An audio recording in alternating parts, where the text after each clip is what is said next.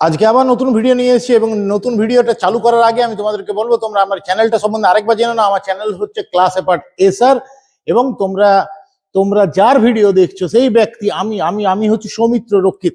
আজকে আমি আবার আগের দিনে যে টপিকে যে ভিডিওটা টপিক দিয়েছিলাম সেটা ছিল হ্যাডের উপর। হ্যাডের অন্যান্য কি রকম ভাবে আমরা ব্যবহার জানি বা কি রকম ভাবে শিখতে পারি। যেরকম ভাবে হ্যাডকে আমরা জানি যে পাস্ট পারফেক্ট টেন্সে ব্যবহার করা হয়, সেই পাস্ট পারফেক্ট টেন্সের ব্যবহার ছাড়া আর অন্য কি রকম ভাবে আমরা ব্যবহার করতে পারি হ্যাডকে, সেইটারই আমি ভিডিও বানিয়েছিলাম আগেরটাতে। এই ভিডিওটা যেটা হতে চলেছে সেটা তো আমি কিন্তু সেটাকেই ফলো করব, কারণ পরপর পরপর দু তিনটে যদি ভিডিও বানানো হয় তাহলে পুরো টপিকটা মাথার উপর ঢুকে যাবে, বিষয়টা সম্বন্ধে আইডিয়াটা ক্লিয়ার হবে। যতক্ষণ না অবধি সেটাকে অনুসরণ না করছি পরপর পরপর দু তিন চারটে যতক্ষণ না ভিডিও না হচ্ছে এবং তোমরা যতক্ষণ না সেই ভিডিও না দেখছো ততক্ষণ কিন্তু আইডিয়া ক্লিয়ার হবে না, যতই তুমি রুল শিখে যাও। এবং তাই আমি আজকের এই ভিডিওতে নতুন যে ভিডিওটা এখন হতে চলেছে সেটাও কিন্তু ওই হ্যাডের টপিকের উপরেই, হ্যাডকে আমরা কিরকম ভাবে আর ব্যবহার করতে পারবো সেটার উপর। তো চলো শুরু করা যাক। আজকে আমরা ভিডিওটা নতুন ভিডিওটা দেখে নিই। আমি এখান থেকে স্লাইডটা চেঞ্জ করে নিই প্রথমে।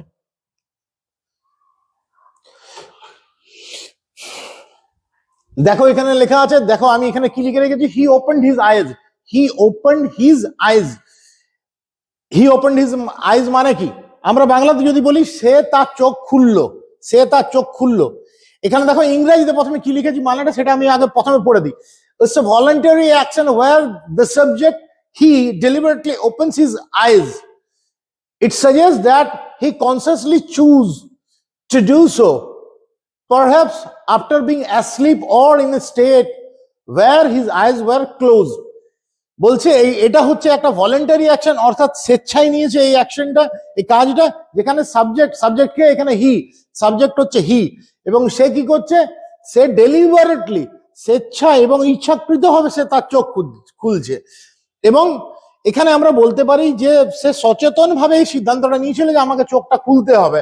হয়তো তার আগে সে ঘুমিয়েছিল বা কোনো একটা কারণে চোখ বন্ধ ছিল, সেখান থেকে সে চোখ খুলছে।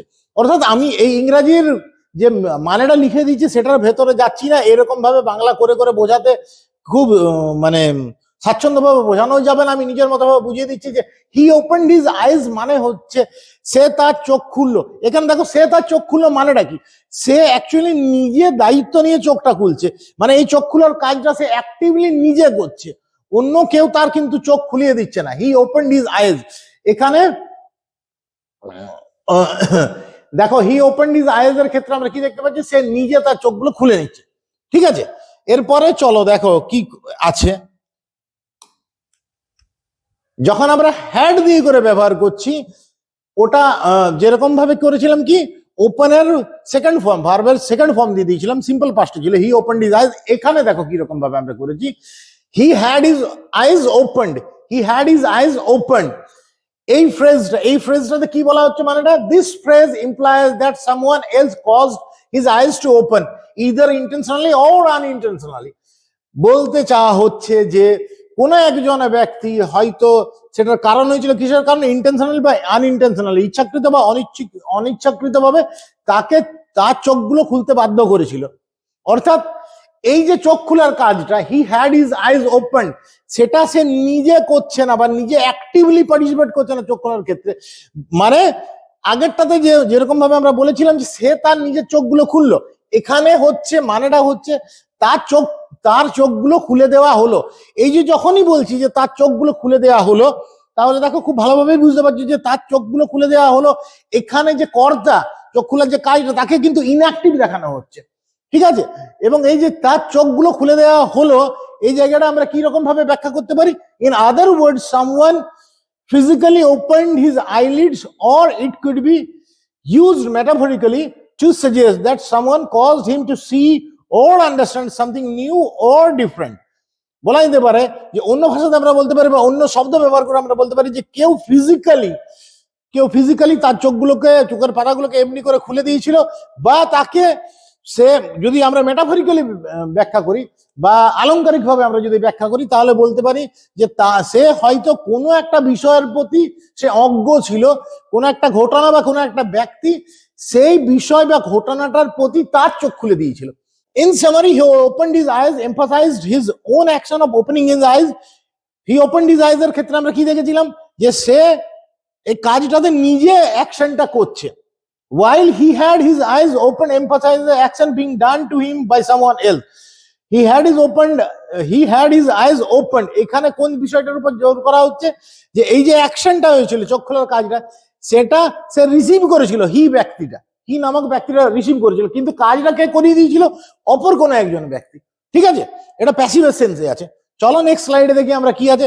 পরপর এরকম ভাবে কয়েকটা এক্সাম্পল তোমাদেরকে করে যেতে হবে। পরপর কয়েকটা এক্সাম্পল করলেই দেখবে যে প্রচুর এইরকম অজস্র এক্সাম্পল বা অজস্র এক্সপ্রেশন তোমরা নিউজ পেপার থেকে শুরু করে বই যে কোনো জায়গাতেই খুঁজে পাবে।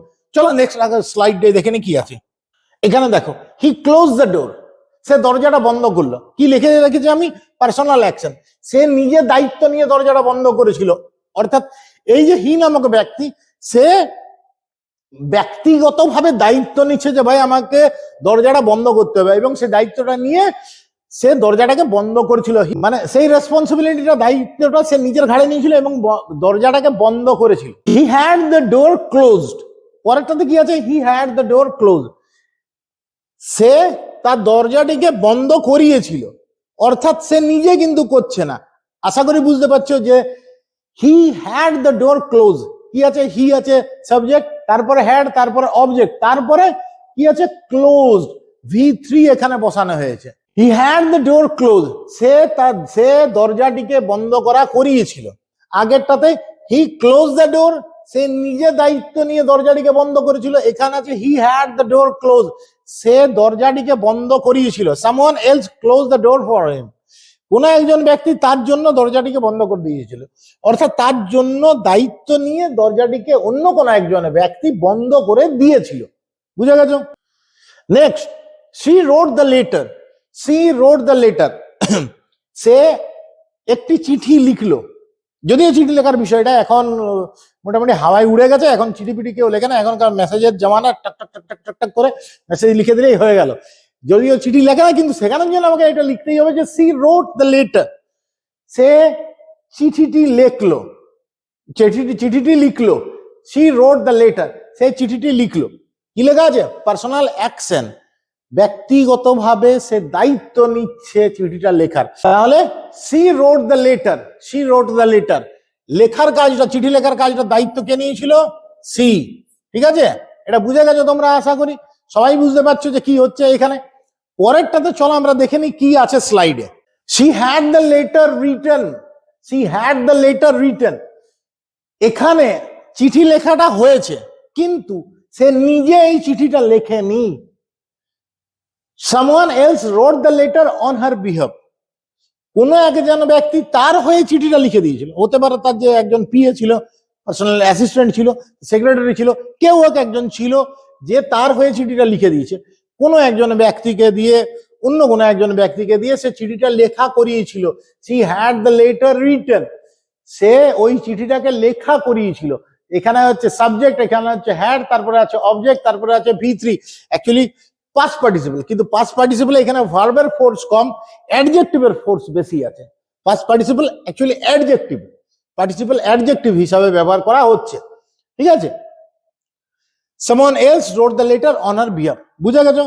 এর পরের এক্সাম্পল দেখো কি দেয়া আছে। they built the house, তারা বাড়িটিকে তৈরি করেছিল। এটাও পার্সোনাল অ্যাকশন, অর্থাৎ তারা নিজেরা দায়িত্ব নিয়ে নিজের হাতে বাড়িটিকে তৈরি করছে।